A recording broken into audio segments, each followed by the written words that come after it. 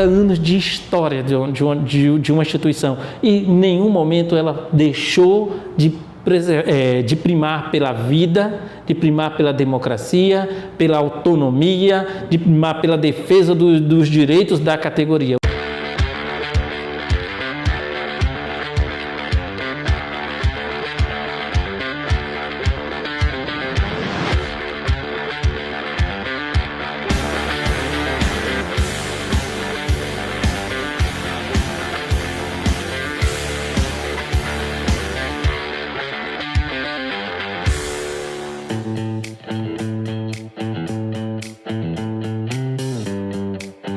Ata da primeira reunião da Comissão Pró-Organização da Associação dos Professores da Universidade do Sudoeste.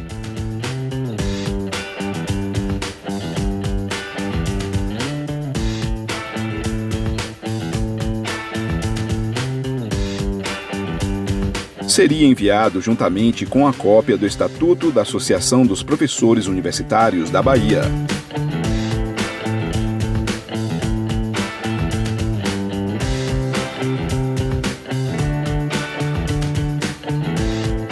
A sigla seria ADUSB.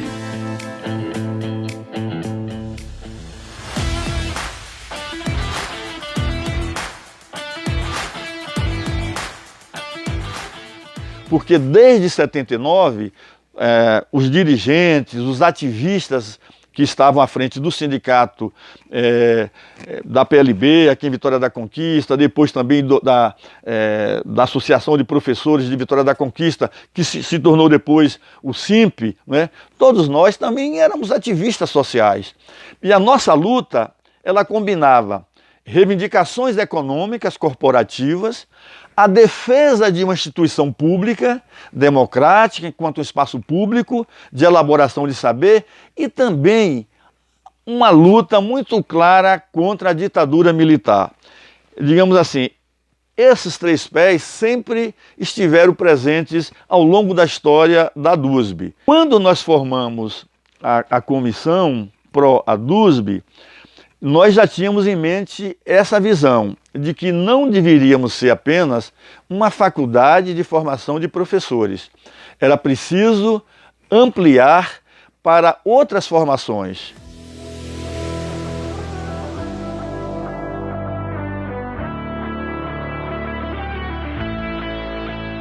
Não poderia ser muito fácil a relação de um sindicato com um governo que tinha ainda o ranço todo da ditadura militar, né? E as pautas que a gente tinha naquele momento, inclusive, era fortalecimento da democracia, como eu falei. Claro, a questão salarial sempre esteve presente.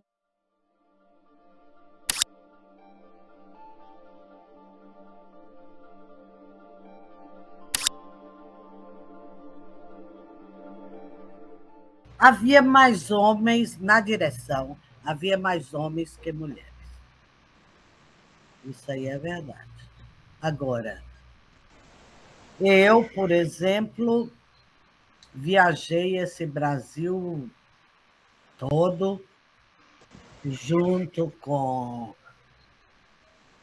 meus colegas de direção ou não, sem nenhum problema.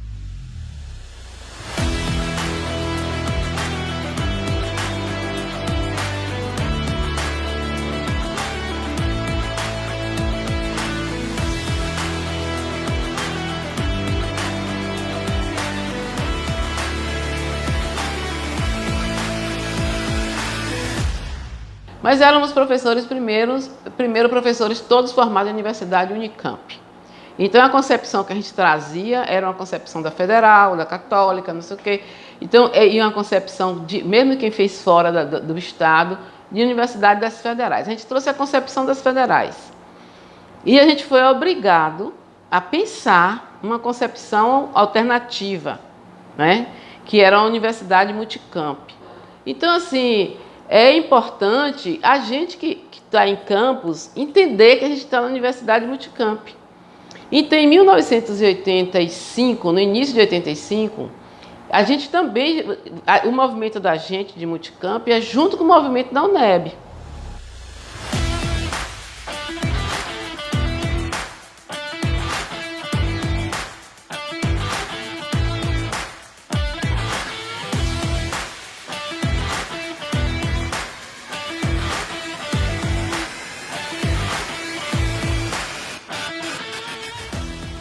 o governador anterior havia dado um reajuste para as universidades no finalzinho de dezembro, quando ia já deixar o governo.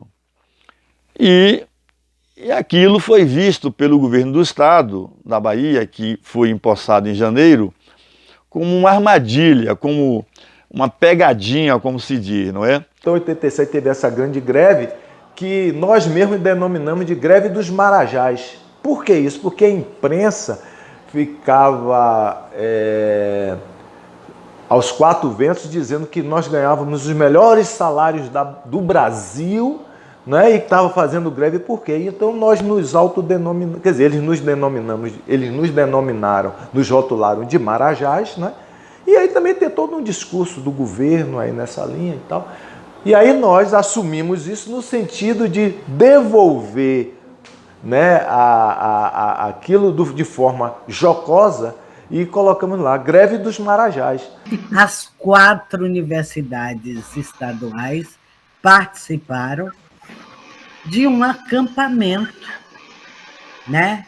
De um acampamento na governadoria, no campo da governadoria.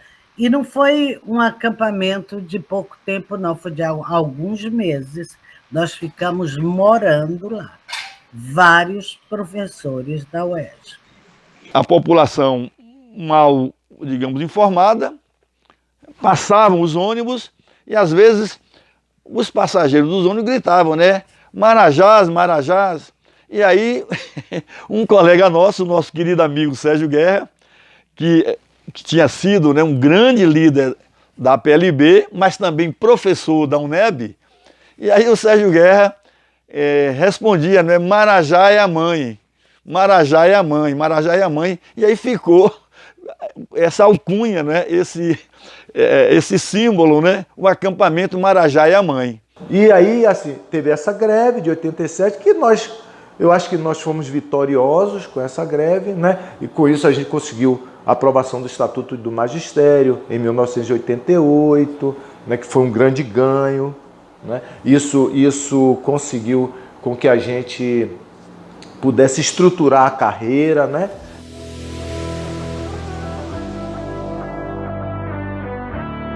Essa luta, essa questão da democracia, de ter uma gestão democrática, a gente já traz isso no Estatuto. A gente já discutia essa questão também, né? Que é uma questão de categoria, né? A gente também, lógico, na discussão do Estatuto, que já foi mais um pouco adiante, a gente também já via a questão da estrutura, né? Porque dentro da estrutura da carta consulta tinha várias comissões.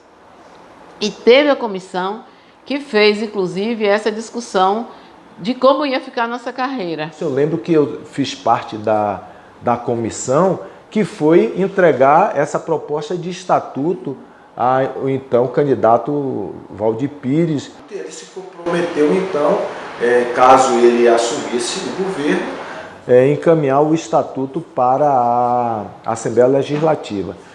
E aí, no processo da greve, volta a discussão disso e de fato, em 88, ele encaminha o Estatuto para a Assembleia Legislativa, vetou alguns artigos e tal. Por exemplo, ele vetou o regime de trabalho de 40 horas.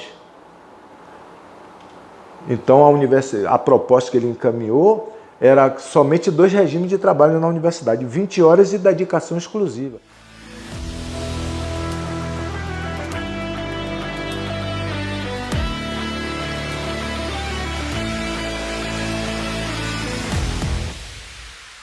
E o governo da Bahia, ele associava essa lógica neoliberal da exclusão, né, e da chamada austeridade fiscal, que era a bandeira, tanto que a principal lei aprovada por esse governo de Fernando Henrique Cardoso, nesse contexto, é a Lei de Responsabilidade Fiscal, que nada mais é do que uma lei para assegurar a austeridade fiscal em detrimento dos interesses sociais tão gritantes no Brasil, um país profundamente desigual. Eu quero destacar que o Antônio Carlos Magalhães é o primeiro governador no Brasil a aplicar uma política macroeconômica tipicamente neoliberal. Ele vai inaugurar, por assim dizer, esta forma de gestão no Brasil. Ele é o primeiro, não existia, né, nenhuma experiência no Brasil, ele é o primeiro. Esse conjunto de políticas, né, ligadas ao processo de privatização do patrimônio público, à negação de direitos dos trabalhadores e a um ataque frontal aos direitos trabalhistas, né, ele é enfrentado de maneira muito efetiva.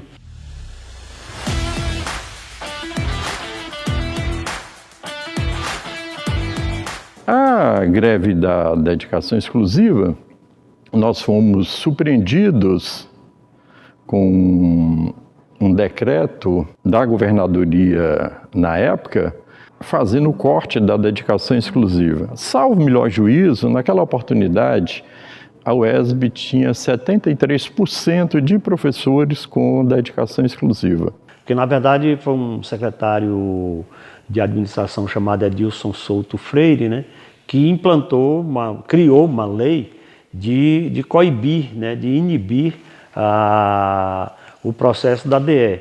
E nós reagimos contra isso. Agora, quem teve uma reação mais efetiva nesse contexto foi a UESB, né? As demais universidades foram mais solidárias com a UESB. Nós não tivemos ali uma ação conjunta porque elas também não tinham aquele mesmo impacto, embora sempre a relação foi a melhor possível, mas essa greve ela teve essa característica. O grande dilema, além da questão do questionamento da ilegalidade do decreto, né? Mesmo para se aplicar o decreto, ele era um grande problema, porque quais os critérios a instituição usaria para retirar a dedicação exclusiva?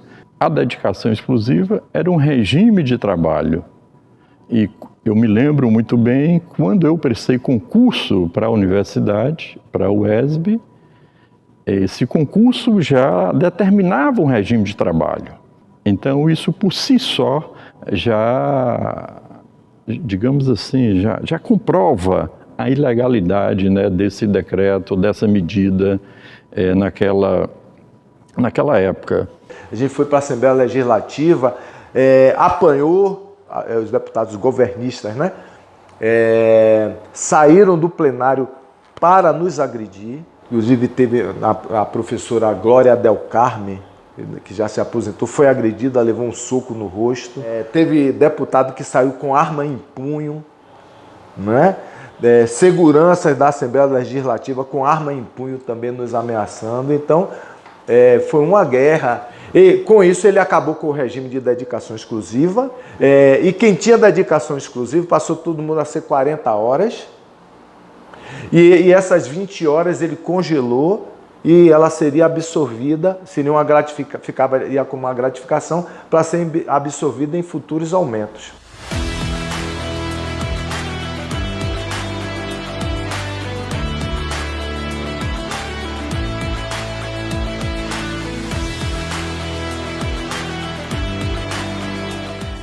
Então a luta da DE, ela simboliza muito para nós. Ela foi uma luta que nós levamos até as últimas consequências.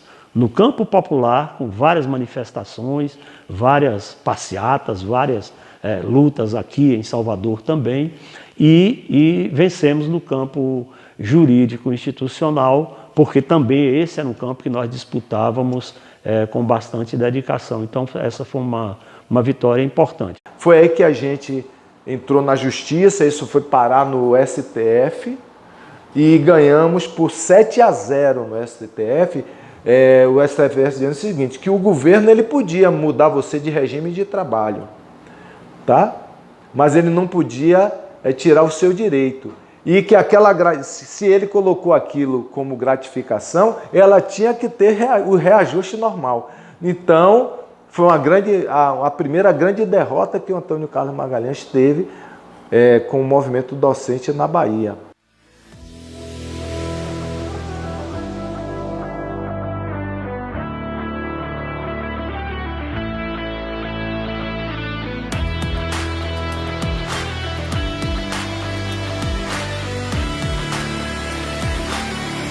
Foi um momento bem interessante, né, onde a gente tem diversas transformações acontecendo no Estado como um todo, na política universitária, onde a gente começa a ver naquele momento ali a mercantilização do ensino e a gente começa a ver então o apoio do próprio Estado, né, para que houvesse assim, um crescimento das vagas nas universidades particulares.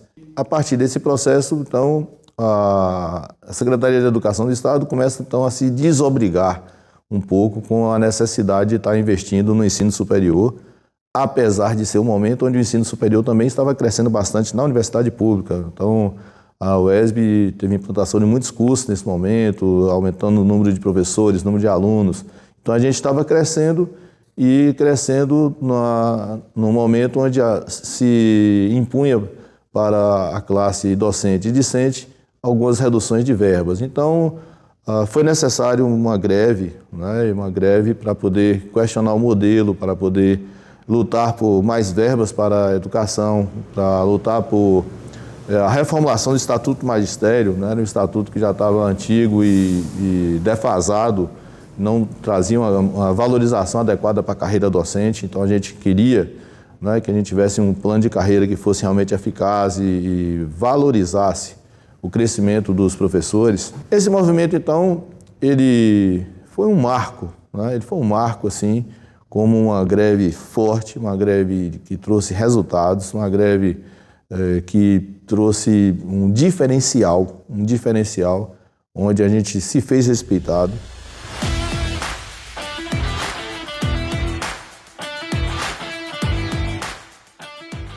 O afastamento dos gestores para se candidatarem à reitoria era algo que estava previsto. O procurador jurídico, na época, assumir temporariamente até a eleição estava dentro do jogo previsto. Portanto, o Consul validou e aí alguém que tinha acesso à informação da Secretaria de Educação informou para a gente que seria nomeado um outro professor. Aí a gente perguntou, que não conheço, ninguém conhece, não sabe quem é o professor. Então, assim, naquela agonia, quem é esse professor que vem? Reunião, assembleia urgente, articula todo mundo, vem de Jequié, de Conquista e tal, para onde? De Itapetinga, vamos fazer uma reunião em Vitória da Conquista, uma assembleia grande. Aí a proposta da gente era fechar os portões. E fecha os portões por quê? Para o reitor não tomar posse, ele não entra aqui. Ele pode tomar posse no gabinete da Secretaria de Educação, mas aqui ele não entra. Então, aí nós ocupamos os portões e nós fazemos vigília diuturna nos portões. A ameaça vinha, né? A ameaça de que haveria polícia, a ameaça de que a gente desocuparia os portões com a força, né, militar, com isso que aquilo tinha. Mas, como eu disse a vocês, a gente também não estava de brincadeira. E daí tem uma ação muito interessante, que nós saímos do portão e fizemos o enterro dele no centro da cidade, na frente da Direc 20. Nós carregamos o caixão e enterramos a autonomia universitária e dissemos para ele, na UESB, você não entra.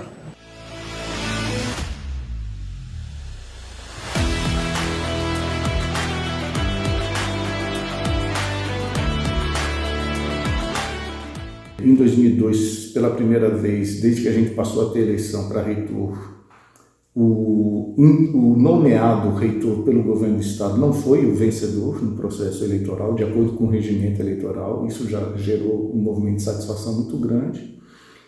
A greve ela começa na UESB em função também desse processo eleitoral e depois se articula com as outras 3 universidades que vão se organizar em torno do debate do Estatuto do Magistério. Então, numa das conversas com o governo abriu a possibilidade de fazer algumas alterações que fossem alterações que necessárias, de acordo com o curso da história mesmo. A gente tinha um estatuto muito defasado, que já estava precisando, tinha coisas a ver com mestrado, doutorado, que não eram valorizados, a questão da progressão da carreira, a carreira era muito restrita, então tinha algumas coisas que precisavam melhorar.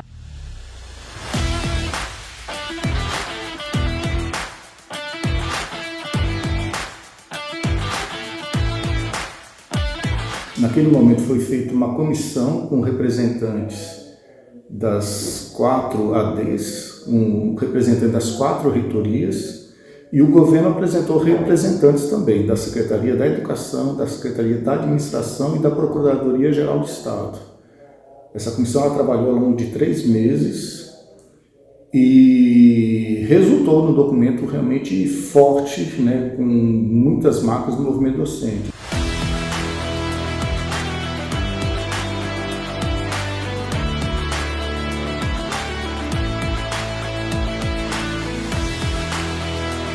Em 2003, né, nós tivemos uma greve, foi puxada pelo Fórum das ADs, em função de outras ações. A gente tinha aprovado o Estatuto do Magistério em 2002, estávamos num momento importante, mas depois de 2003 o governo passou a adotar outros mecanismos também que iam driblando, vamos dizer assim, algumas vantagens. O governo começou a adotar uma política de, ao invés de concessão de reconhecimento de necessidade de reajuste salarial, criação de gratificações específicas que não se incorporavam ao salário, não atingiam o salário do docente aposentado.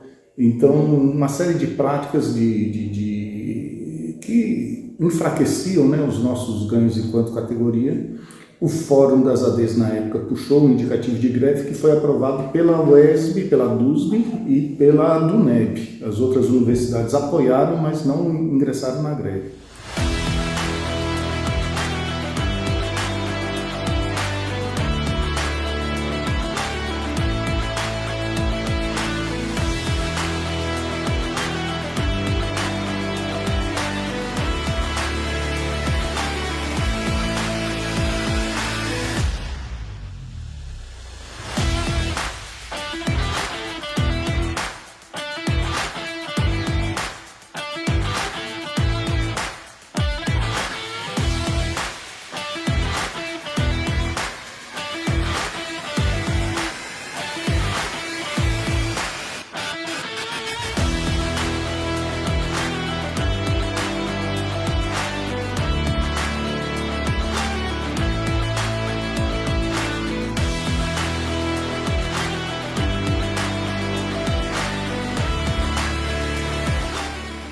Nós retomamos através do Fórum das ADs, né, uma campanha salarial, e o bolo gigante a gente fez aqui para simbolizar o bolo que o governo do estado deu, né, para as universidades estaduais e para a pauta dos docentes, que emperrou as negociações. A Anacy Paim, que a gente depois passou a chamar de Anacy Ruim, né,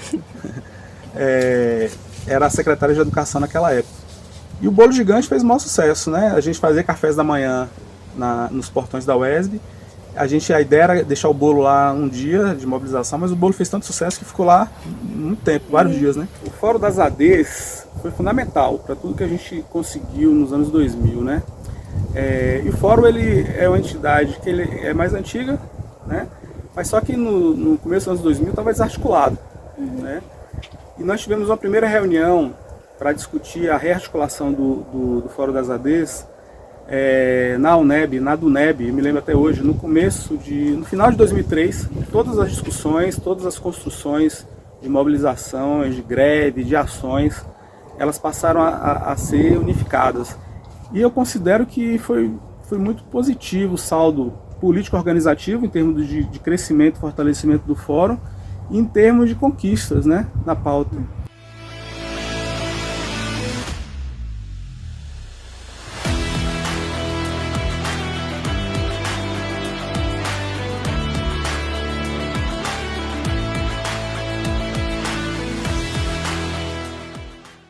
A primeira década dos anos 2000, se a gente puder sintetizar assim as nossas pautas, né, a gente pode dizer que a nossa pauta era carreira, salário e orçamento.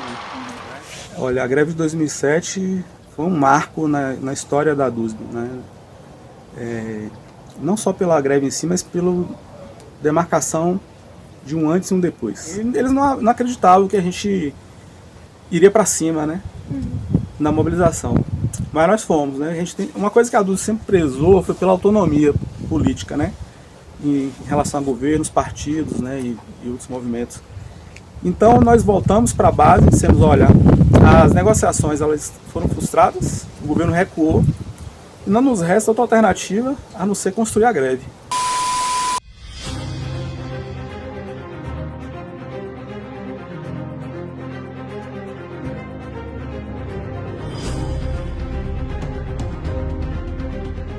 Os estudantes estão unidos com os professores nessa luta, né? São solidários à greve, que estão dispostos a encampar essas mobilizações conosco, isso é muito importante.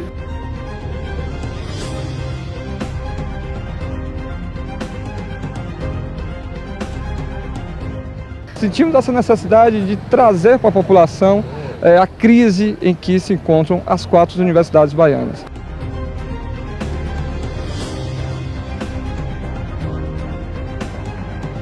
Uma pauta modesta que o governo, antes de assumir, já conhecia e que tinha sinalizado que iria atender.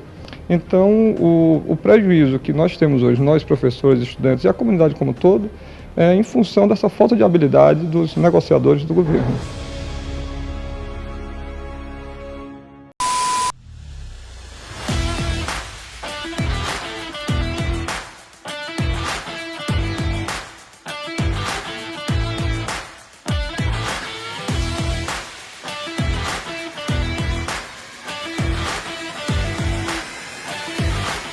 As perdas salariais dos professores desde 1990, hoje, segundo o cálculo de GESE, já estão em torno de 58%. Portanto, são perdas substantivas e nós agora iniciamos essa campanha porque os nossos salários, além de corroídos, estão muito defasados.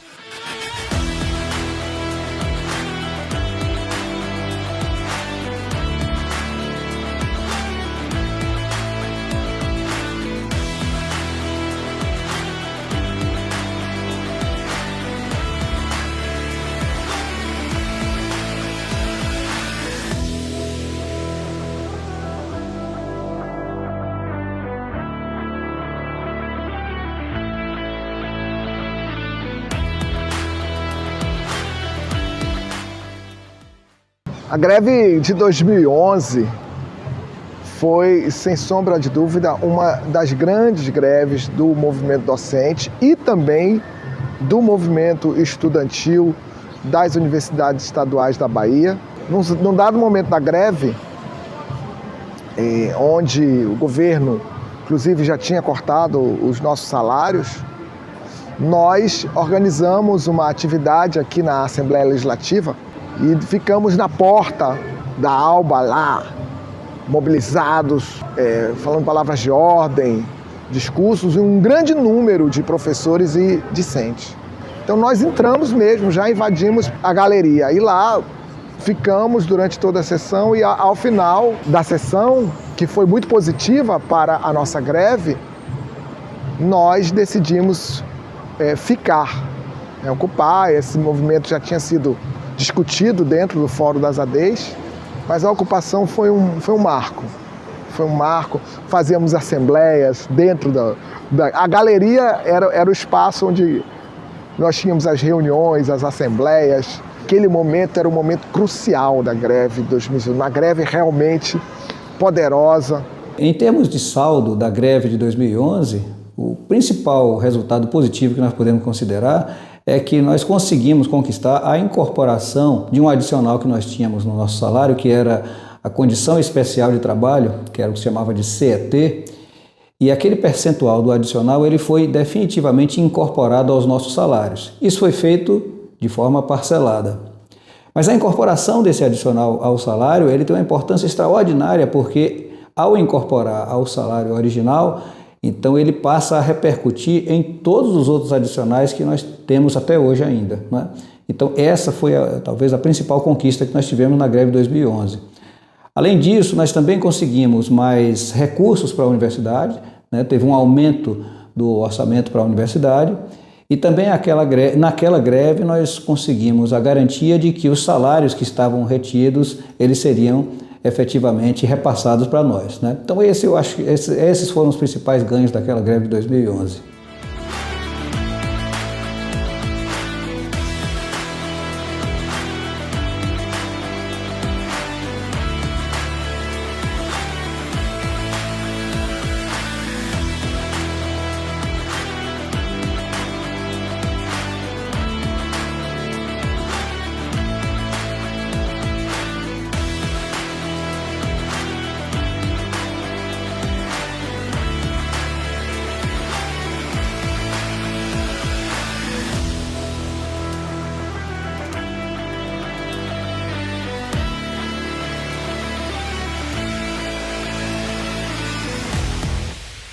gente conseguiu, na campanha de 2013, a incorporação do residual da CET e assegurou também um ganho real, além da reposição da inflação, de 7%. Foi a nossa reivindicação e foi o que nós aprovamos em Assembleia, que aceitaria. E com isso ele, para não ter a greve, que já estava as 4 universidades estaduais em ponto de greve, né, com o estado de greve aprovado nas 4, estava um movimento muito forte. O governo viu que se a gente retorna de Salvador ali e sem um acordo, sem uma proposta razoável de acordo, porque o acordo só é feito depois que a Assembleia aprova. Mas sem uma proposta razoável, ele sabe que sai greve, porque vinha saindo as greves, né?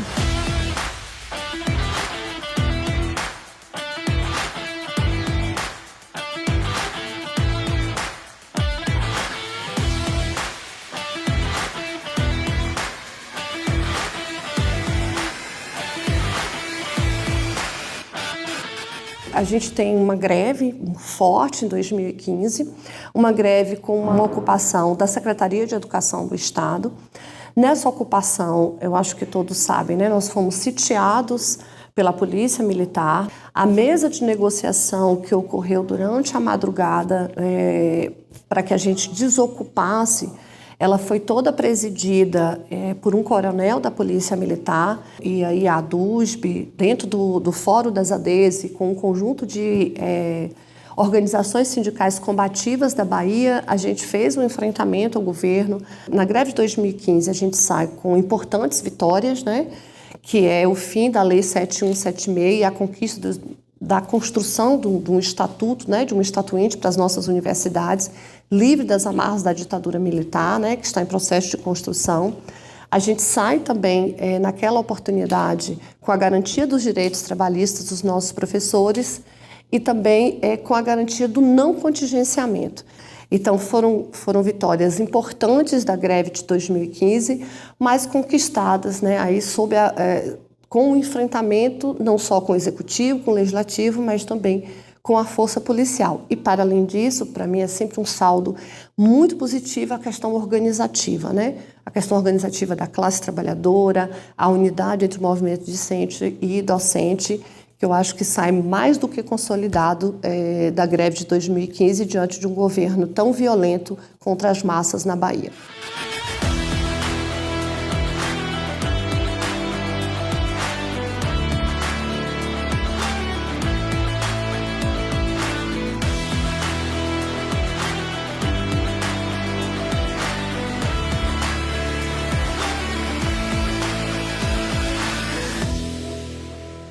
Ele faz uma proposição de greve nacional. E por incrível que pareça, a força da conjuntura fez com que a DUSB fosse uma das pouquíssimas seções sindicais, em termos de Estado, a aprovar a greve contra o governo Temer, contra a PEC, né, do teto de gastos e contra a reforma do ensino médio. A gente não só declara a greve contra o governo federal, mas também ela participa do Ocupa Brasília, um movimento extremamente forte que reuniu movimentos sociais de todo o país em Brasília, que marchou contra o governo Temer, que marchou contra a PEC, assim como a reforma do ensino médio.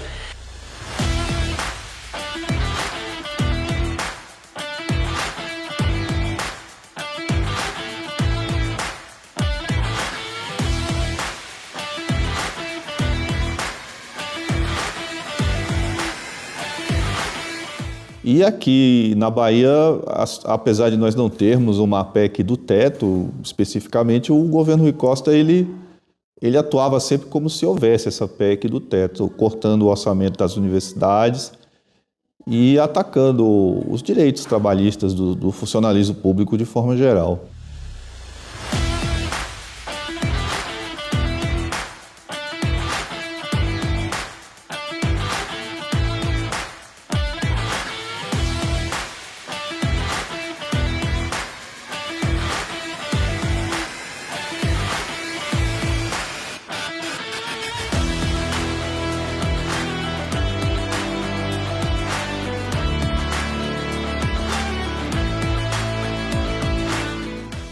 Eu lembro que no final de 2018 houve aquele ataque contra o Estatuto do Magistério Superior com a revogação do artigo 22, foi feita de forma até sorrateira pelo governo, numa sessão da Assembleia Legislativa que ocorreu em dezembro. O funcionalismo público, de forma geral, estava na Assembleia Legislativa protestando por conta de uma alteração que o governo estava fazendo para aumentar a contribuição previdenciária, né, do funcionalismo público, uma das reformas da Previdência que o governo Rui Costa fez.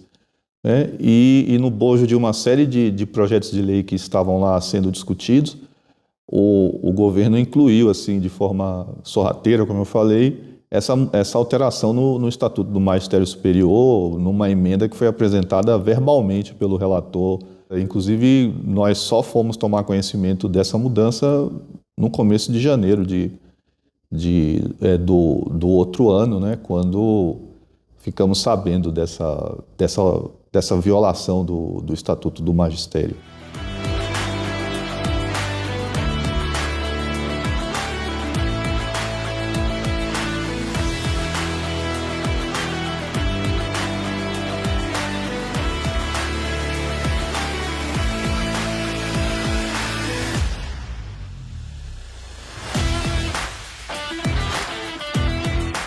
A greve de 2019, ela traz para o movimento docente, para o Fórum das ADs, um momento muito difícil. Nós estamos aqui e vamos lutar, principalmente nessa greve, em todos os momentos, contra esse tipo de ataque ao Estatuto do Magistério. O governo Rui Costa, quando assumiu em 2015, aprovou o fim da aposentadoria integral. O governo Rui Costa não reajusta o salário mínimo. O governo Rui Costa regulamentou o sistema de capitalização previdenciário antes do governo Bolsonaro no estado da Bahia. Governador nenhum é dono desse Estado. Governador nenhum é dono das universidades estaduais.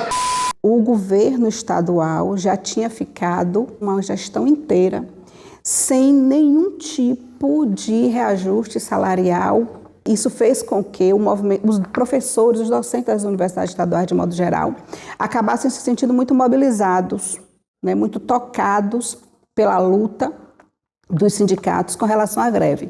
No momento que a gente inicia a greve, a gente tem um estudo que entendia a nossa perda efetiva, né, o nosso poder de compra na ordem de 40%. Isso é quase a metade do salário corroído.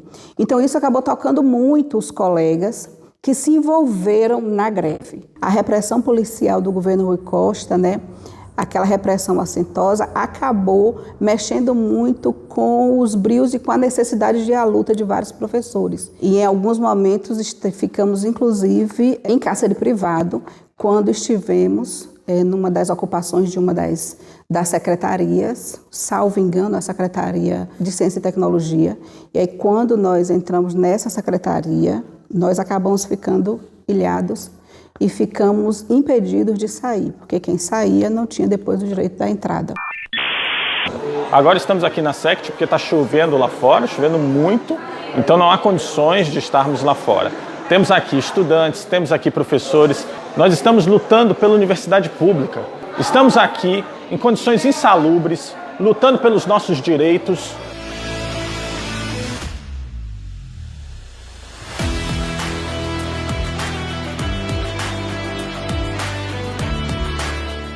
A greve oportunizou que nós, professores, tivéssemos liberados todas as promoções de carreiras do período.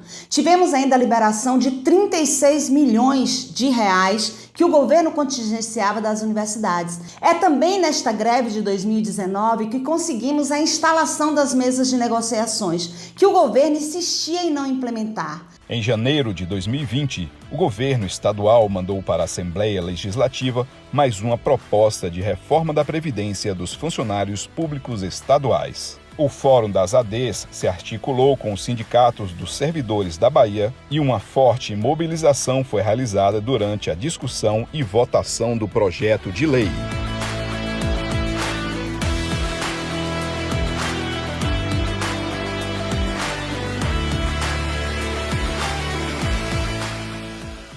E o governo Rui Costa, embora tenha insistido na retirada desse artigo, nós provamos e estamos atestando que ele deve permanecer, porque o professor na universidade, ele vem para desenvolver ensino, pesquisa e extensão.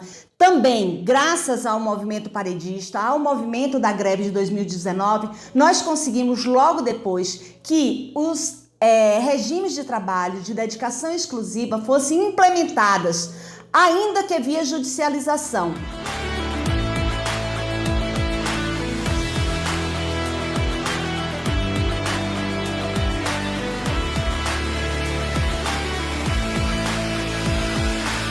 Com a ascensão, né, da extrema-direita, do governo Bolsonaro, os ataques à classe trabalhadora, eles se intensificaram muito e isso também atingiu em cheio a categoria docente. Nós continuamos a nossa luta, junto também compomos a articulação com outros sindicatos da educação, onde nós desenvolvemos, né, diversas atividades voltados aí para enfrentar, né, esse governo antidemocrático. Nós desenvolvemos a campanha do Fora Bolsonaro.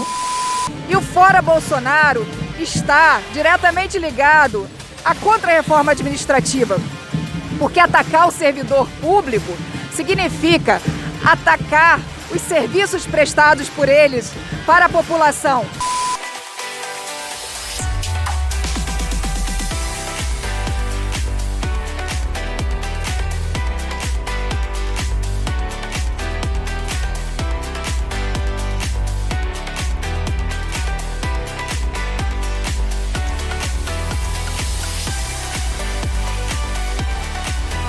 Nós estamos num momento em que a maioria da população está passando por dificuldades, a fome, o desemprego. Se a gente conseguir não aprovar essa PEC, a gente está garantindo o bem-estar social. Então estamos aqui mobilizados em luta pelos direitos sociais, pela sociedade em geral, em especial as populações negras, a mulher negra, que muito depende do SUS, que depende do SUS para os seus cuidados e para o cuidado com a sua família. Então diga não à PEC 32 e se votar, não volta. Professores, educadores das universidades públicas da educação básica, junte-se a nós para derrubarmos essa PEC, essa proposta nefasta desse governo fascista, pois é mais um ataque à educação pública brasileira.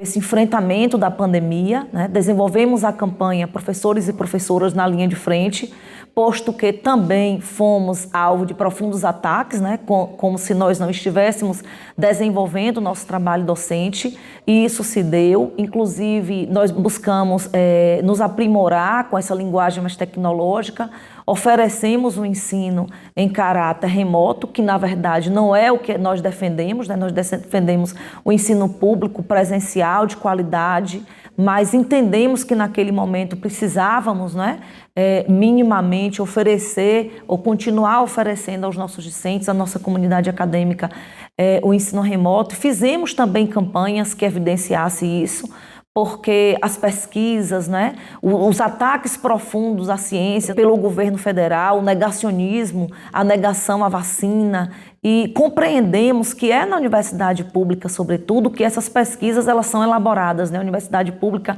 é o berço da ciência no Brasil.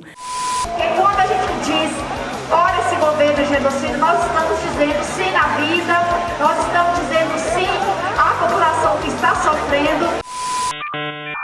Todos, todas e todos têm direito à segurança alimentar.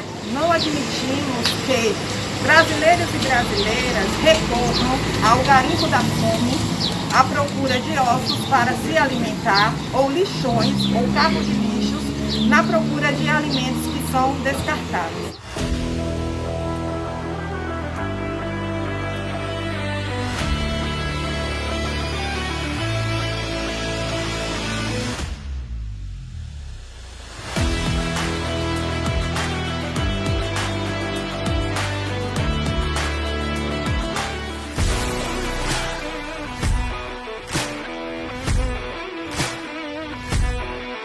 Contra esse governo que precariza as relações de trabalho dentro da universidade, que pratica cortes na educação, que não atende o movimento docente em acordo realizado em greve desde o ano de 2019 e que também ataca o nosso Estatuto do Magistério Superior.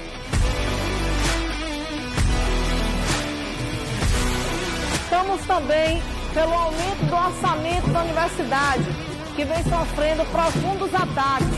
E isso implica tanto nas nossas condições de trabalho, quanto nas condições também de permanência estudantil.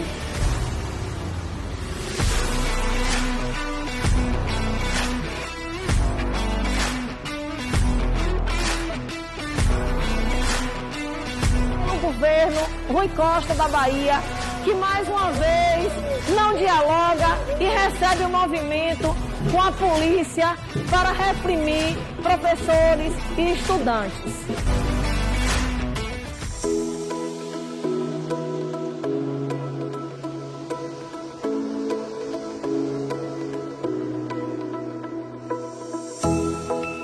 A DUSB, para mim, tem um significado muito gostoso de participação social, de política, de luta, de vida. E por isso eu digo, eu amo a DUSB. Que nós nunca dissociamos a luta da DUSB com a luta de uma construção de uma universidade pública, gratuita, de qualidade. Então a DUSB, eu tenho um pedaço da minha vida aqui nesse sindicato. Esse sindicato, eu tenho um sentimento de pertencimento a ele muito grande. Então a DUSB, ela faz parte da minha história de formação enquanto historiadora e da minha história de formação enquanto uma militante política. Todas as vitórias que nós temos enquanto categoria docente se deram exclusivamente pela nossa força organizada por meio da DUSB. É por isso que ela é extremamente importante e necessária. E estar na DUSB, seja como base, seja como diretor, nos ensina muito. Somos, produzimos a DUSB aí na luta, a cada dia, cotidianamente. A DUSB me deu régua e compasso, a DUSB me ensinou, a prática da convivência respeitosa nos campos políticos que eventualmente trafegamos, a identidade do professor universitário e a sua importância. A minha vivência de ADUSB é o grande orgulho que tenho. Falo isso sempre com meus amigos e colegas. Eu não vejo essa universidade ser formada sem o movimento docente. Então a DUSB representa esse espaço que é o meu lugar. É o local que luta por a gente, é o local que a gente se sente protegido, fortalecido. Ela é parte da história da região, do município e da região, do território. A DUSB é algo de muito bom. A DUSB significa um fôlego no meu trabalho. A DUSB sempre foi um espaço, entre outras coisas, da gente criar laços, laços de amizade, laços da luta. Esse processo de luta, ele é muito pedagógico. Ele é muito pedagógico porque ele forma, como sujeito político e também crítico, tá certo? Lhe traz essa consciência, de que você é trabalhador, porque eu acho que esse é um grande problema aqui da universidade, é que o professor universitário ele não se vê como trabalhador, ele se vê como um pensador, Mas ele só se sente trabalhador na hora que o salário dele deixa de ser pago, porque você começa a se ver como trabalhador e como tal você se vê também sofrendo essas pressões do capital, nessa relação capital-trabalho. Quem não luta sucumbe. E a gente não pode sucumbir. A DUSB. Poderia resumir entre falar de colegas, para mim a DUSB é vida.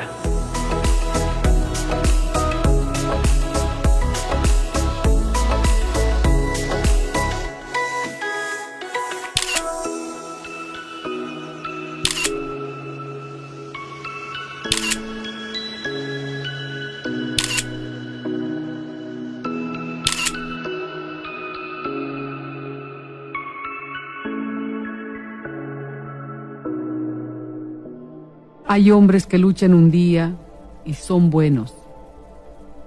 Hay otros que luchan un año y son mejores. Hay quienes luchan muchos años y son muy buenos. Pero hay los que luchan toda la vida. Esos son los imprescindibles. Bertolt Brecht.